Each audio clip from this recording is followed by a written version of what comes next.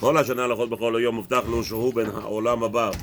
Bezat Hashem, learning of the two mitzvot, Doraita, mitzvah number 39 and 40 will be learning today. Bezat Hashem, today is the 24th of the month of Tishrei, second day of Yisro Chag, Monday, second day of Parashat, Bezat Hashem, Parashat Bereshit. Mitzvah number 39, we're now allowed to make an image of a human being. The question is if you're allowed to have dolls at home even. If you buy a doll that has a full image of a baby or a human being, that's the question. We'll discuss mitzvah number 40. Any stones that were carved with the metal, are we allowed to, or we not allowed to use in the Beit HaMikdash? That's the prohibition. Mitzvah number 39 and 40. Bezat Hashem, the mitzvot are supported by L'Refuah Shlema Lekol Cholei Amo Yisrael, Bechlalam Le'Chaya Bat Leah, Yosef Chai Ben Mafrat, Yaakov Israel, Daniel Ben Angela, and Bezat Hashem, any other names? L'Refuah Shlema? כל פצועי ישראל, הרשעים האלה שעכשיו בארץ הקודש, שהקדוש ברוך הוא ישחרר, השם should free all the captives with good help, בעזרת השם. Alright, the mitzvot are, mitzvah number 39. שלא לעשות צורת אדם משום הדבר. There is a prohibition in the Torah to make an image of a human being from any tangibility, from dirt, from any way, from even ice, you want to freeze. Nothing. Anything that will give an image of a human being, there is a prohibition to make. Anything from stones, from wood, from anything, there's a prohibition to make any image of a human being. As it says in the Torah, chapter 20, Pasuk 20 in Shemot, Lo ta'asun iti. It says over there, you're not allowed to make with me. Our sages explained to us in Gemara Rosh Hashanah, chapter page 24, second side. Lo ta'asunuti. What does that mean? Don't make with me. What's the very just those words? Don't make with me. What? So the rabbis explain. Klomar lo ta'asun dimyon ota tzura. That you're not allowed to make a dimyon, an image from that of that image. You're not allowed to make like a tangible item, something that you could touch, something you could see. Hainu guf adam. This means a human being, right? As we see, what does Hashem say? We're going to hear this Shabbat. Naaseh adam b'tzalmeinu, b'dmutenu, right? Hashem says, we're going to make a human being like us. What is that? So there is some kind of significance. According to Zohar, it explains that a human being is actually Yud Kei Vav Kei. There's an image of a human being. In the human being, the way that Hashem designed a human being is a correspondence to Hashem's name. But anyway, so that's going to be, because of that contrast, that a human being is made in the image of HaKadosh Baruch Hu, there is now a prohibition, make a human being. How are you allowed to draw human beings? It's a shaila. It's a question. There's a lot of people that actually hold you not even take a picture of a human being. Some people, there's a shaila. That if a human being is like, if that's what could be maybe included. We don't hold of it, but the end result is painting of human beings is not a problem. But if you make a carving out of a human being, not statue, not necessarily statue is obviously understandable as asur. Carving out, they make pictures, bullet, gravestones engraved. The image comes out of the picture, 3D. That would be a problem. The coins today they have new quarters. New quarters today, if you look in the back, they have a full image of a human being. Pennies today, now they have Abraham Lincoln, a full image. Will be a problem to that one in France, you think? We'll see. But there's a lot of discussion about it. The whole problem is having a human being image in that whatever it is, but it has to be protruding, not a picture. A mere picture is not a big deal, but protruding in English it's called embossed or protruding, like they sell baseball cards, embossed baseball cards. Or anything that it's embossed would be a problem, and it has to be a full Torah. Okay, and it says over there Bereshit. Okay, Naaseh adam b'tzalmeinu. V'akavana, as it says in the pasuk, that what does that mean? Make a human being in b'tzalmeinu, like us. Obviously, it means that HaKadosh Baruch Hu is telling us what is the difference between what's the significance of a human beings. What's the most comparable thing that we could see of Hashem? Hashem has no hands, no legs, no feelings. Hashem doesn't get angry, doesn't get happy. There's no feelings. Hashem doesn't have any of those, right? So what makes us special? That we are like Hashem. The only difference between us and everything else in the world is that we could talk and we could comprehend, so to some level, a comprehension of good and evil. Okay? And that's what it meant. That's the Betzalmenu. The whole thing is talking about that. HaKadosh Baruch Hu is telling us that we are compared to Him in that respect only of deciding or contemplating what is right and what is wrong. Because understand, the brain works spiritually. It's a spiritual aspect. It's not a physical aspect. There is no measuring of a brain. Maybe today they have a way to figure out how many cells you're using in the brain. Depends on the actual activity. But in reality, it's not a physical matter. It's all about spirituality. אבל אין שום דמיון אחר ביתנו, ברוך הוא ובין שום בריאה מנבראה חלילה. Okay, but in reality, anybody has to leave. The truth of the matter is, I'm not holding you. If you want to help us, the zchut of the Torah, of more many people learning. But if you have to go to work to take care of the kids, nobody's holding you. Don't feel sorry. Don't be upset if you're leaving. I don't. Sometimes I start a shiur and everybody leaves. I just finish the shiur because of the YouTube. Because people watch on YouTube, so I finish the shiur. You could leave if you have to go. It's not a problem. But if you stay, Baruch Hashem, Baruch Haba. Okay, so now, Chas v'Shalom to think that, okay, 1 second. You just told me if I make a image of HaKadosh Baruch Hu, it's iti, so Hashem looks like a human. What's the problem here, right? No, the Rabbi is reconstructing everything. First of all, HaKadosh Baruch Hu is telling us the whole thing of Tzalmo, the whole thing of Hashem is the fact that we have the machshava, the fact that we have the thought process. Animals don't have a thought process, right? All those people who tell you watch a movie today from a National Geographic, oh, this dog is crying for his relative. Or they watch a movie, I remember Imach Shemot George Bush, the first one, he died, right? And his dog is laying down there. The dog feels sorry. No such a thing. It's all fake. Whatever you see animals feeling, they're showing you, it's all playing on your nerves and your imagination. Animals have this much feelings. Zero. Nothing. They have not, it's all a fake, it's all a lie. They only interact to your demands. If animals could contrast to us, right? We have feelings. We humans have feelings, that we have understanding and we have comprehension. That's why what happens is we are brainwashed. And if you take a look at the way that the movies are played out, they're actually leading you up to believe for a second, oh, you see there's tears in an animal, so she's crying. But it's all playing in your own mind. In reality, the Torah tells us that animals, you cannot say animals have feelings, and if you do, you're a liar, and chas v'shalom, you're comparing animal to a human being.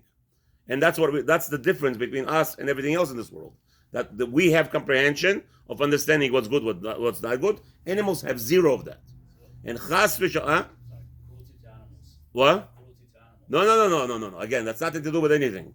The cruelty to animals is asur d'oraita. You're not allowed to cause suffering to animals, meaning unnecessarily, and you're causing them. Again, what is the animal? How does the animal know to come to kiss you and lick you? How? And make you feel good? Because that's his feeling. He knows he's programmed to make you happy. Okay? Now, you're going ahead and you're doing the achzariyut. When you're being cruel to an animal, cruelty of the animal doesn't mean cruel to the animal. You're cruel to you. You becoming cruel. You're going ahead and you're making the animal suffer unnecessarily, meaning right now he's comfortable. You taking him out of his comfortability zone, right? You are the first problem here. The problem is you, not the animal. Animal doesn't care about anything. The problem is HaKadosh Baruch Hu doesn't want you to be cruel to the animal because now you're turning around and becoming an animal. You're becoming like this Rashayim in Palestine. You think it's an easy thing to go ahead and take a 2-year-old and shake his head? You think it's easy? You know how he is practicing? He takes a dog. You ever watch your movies how they train killers? They take a dog, they take a cat, a dog. There's a step, little by little. So he's cruel to the Goyim come over here and says, cruel to the animals, vicious to the animals. The animals have feelings, let's punish him. No. Chas v'shalom to think like this. It's all about us. It's all about how we comprehend things and what we are becoming. So a person becomes a cruel. He goes ahead and he acts evilly to the animals. Now he could become evil to the human beings. That's the only way it works. So HaKadosh Baruch Hu is obviously loves us and he's loving Father. And he's telling us, hey, Hebrew, you want to be good to the animals. You can't go and start burning ant houses like you were doing. Yeah, that's what we were. But that's how we go. We grow cruelty within ourselves by doing bad things. So now, one second. But we learned earlier, the rabbi says, we learned earlier, mitzvah number, I believe, 28, tells you you're not allowed to make for yourself a pesel, make an idol. So what is going on here? So what is this law? What is the prohibition? You're not allowed to make a image of a human being, even for beauty. So why is that not the same as we already learned mitzvot? So he's telling you, what is going on? עניינו שלא נעשה שום צורה שתעבד, וזה עליו מיוחד לצורת אדם שלא נעשה אותו בכלל אפילו לנוי.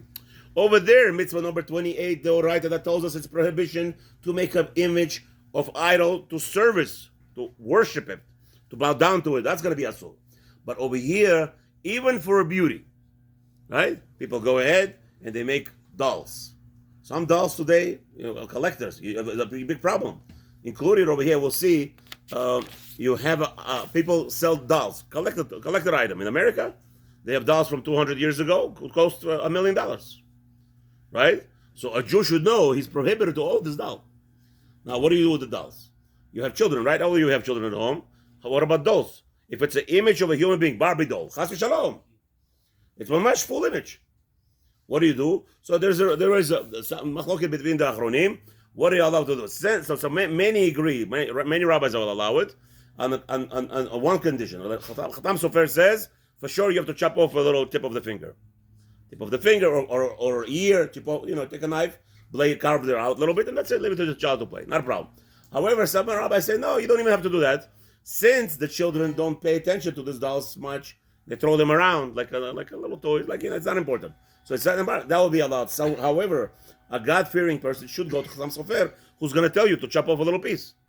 Any doll you have, if it's a full image. Now, some dolls, let's say from Disney, they make let's say a face, right?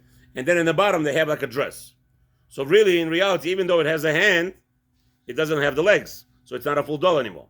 There's a lot of hetarim. There's a lot of allowances in that. But again, let's say people want to hang up in a sukkah, a Haman, or something, or some kind of image of a big rabbi. They made a doll. Some people sell the dolls. They have in Judaica stores, which again, so they're very meticulous. It doesn't. It's either has a talit over his whole back, so really you don't see the hands. So you have to be very careful. Also be very careful in Judaica stores. They don't sell you everything that's kosher. You have to be careful because some reformed people or conservatives, they don't care about the halakha. They'll make you a full image, and it looks like a rabbi davening and praying. Very good to note. They're selling this dolls. It's called Kinderlach dolls. If you take a look at the Kinderlach dolls that they sell, the kosher dolls, they have a Shabbos table, they have all the other things, all those Jewish dolls that they make. It's a real kosher company. Actually, my friend, his son is making it. You'll see none of the fingers are cut. It's actually one piece. It's really not one doll, not a human being. It's not real. It's not real. Not real means that it's not one piece, not like a human being. So it doesn't have hands. It shows you like it's only 2 cuts over here, and it's not 5 cuts of 5 fingers. So that will be allowed. There's a lot of Indian with it. Dinei mitzvah, כגון העושה צורת אדם חסר איבר אחד או יותר ממדין. Okay, so this is what we're talking about here. The rabbi tells us if you cut off a little piece, not a problem. ועובר עליה ועשה צורת אדם אפילו לנוי. If chas v'shalom, obviously this prohibition is for man or for woman. A Jew goes ahead and he makes a toy. He makes this image of a human being. עבר מצוות מלך, כלומר, ואין בו חיוב מלכות. However, over here he doesn't get lashed, okay? Because making an image in itself is not a major issue. However, he went against Hashem. But the question is, do we punish him? Does the Beis Din have the right to punish him? If he made a toy, well, you're going to punish him for making a toy, right? He did a wrong thing. So the rabbi says over here, mitzvah number 39, there is no punishment. Unless he's going to do what the mitzvah number 28 tells us, not allowed to worship it. If he makes an image and he worships it, then he gets killed for it. any Jew. But if he just made an image over there, we already said that if it's an image for Avodah Zarah, he gets, according to different opinions, he gets lashed. Some opinions not. It depends on the malacha. Mitzvah number 40. Mitzvah number 40. Shelo livnot avnei mizbeach gazit. So in Bet HaMikdash, we are commanded. You cannot make any metal carved stones into Bet HaMikdash, right? In the Mikdash. Again, if you have to live, you have to live. I don't mind. Mitzvah number kaha. Shelo nivnei mizbeach ma'avanim she'iga bahen barzel. In the Bet HaMikdash, if you are building in the Bet HaMikdash with the stones, that you're not allowed to use anything that was carved with the metal. Why? Sheneimar, it says like this. Chapter 20 in Shmot, Pasuk 22. Lo tivnei et hen gazit. You are prohibited to make any stones, anything. If you make a mizbeach, or if you make anything that is going to make that will be used for specifically for Bet HaMikdash purpose, cannot be carved out with chiseled out of the metal. Pirush gazit hu ksheposlin min ha'even bichlei barzel ve'im nivna be'avnei gazit pasul. So anything that was made, carved out of metal, with metal, for the stones, those stones will be prohibited to use in the Bet HaMikdash. Why? What's the significance? What's so important? Why is it so important that it's prohibited? You cannot use anything that was used, any stone that was carved with the metal, to use in the Bet HaMikdash. Why? בשושי המצווה הזו, שנקבע בנפשותנו מיום עשותו, שבסיבתו תבוא לנו מחילת העוון, הברכה והשלום אחרי כן. The whole purpose of the Bet HaMikdash, what's the purpose of the Bet HaMikdash? Anything that's holy is for what? To have a mechila, to have, but that we, while we're constructing, and to that the purpose of the Bet HaMikdash, that there should be forgiveness and bracha coming to the world and peace after that. ועל כן, לזכור זה הדבר נצטווינו שלא לעשות בו דבר כלל בכלים המוכנים להשחתה. Therefore, in the Bet HaMikdash, anything that you prepare, all the stones that you create the Bet HaMikdash with, has to be done and constructed in such a way that we're not using metal items that are actually used, chas v'shalom, for harming people and killing people. וזהו הברזל שכורת ומוכן תמיד לשפוך דם.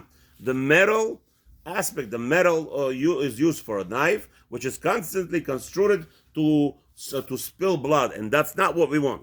וכבר הקדמתי לך בתחילה כי האדם נפעל כפי פעול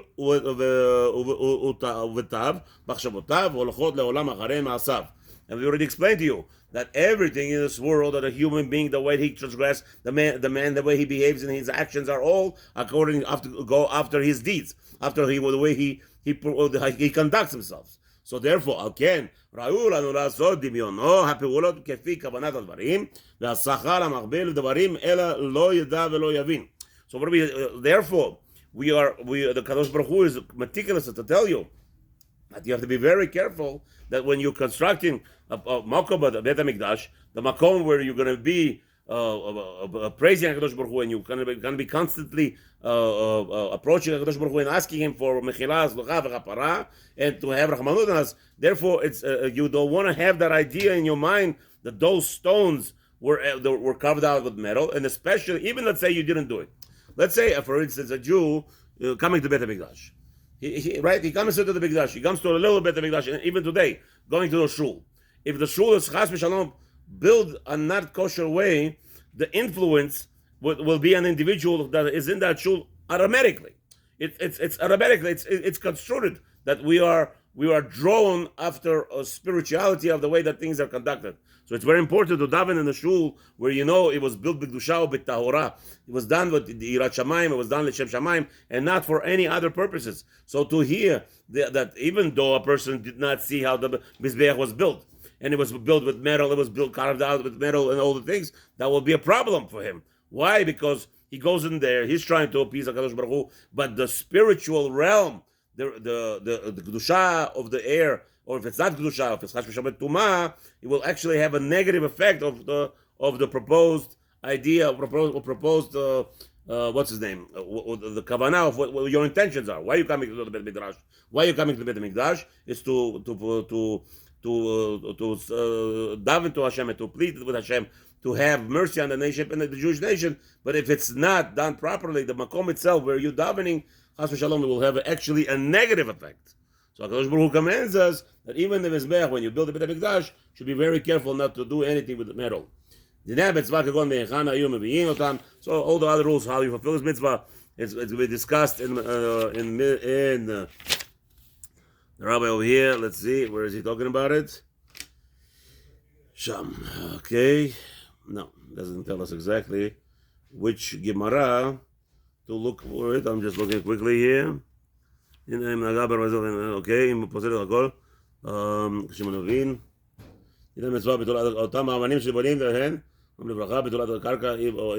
okay, no, doesn't tell us where to look up, in which section of the Torah to look for all the rules that are concerning in that building the stones. Let's see, maybe this bottom here. It's Gemara Zavachim. Gemara Zavachim, page 54. Look it up over there. You have all the rules. Now, if somebody built a Beit HaMikdash and he did institute a stone in the Mizbech, he put in the stone that was carved out by metal. In that instance, if he got a warning and he didn't listen to the warning, he will get 39 lashes. Have a wonderful day.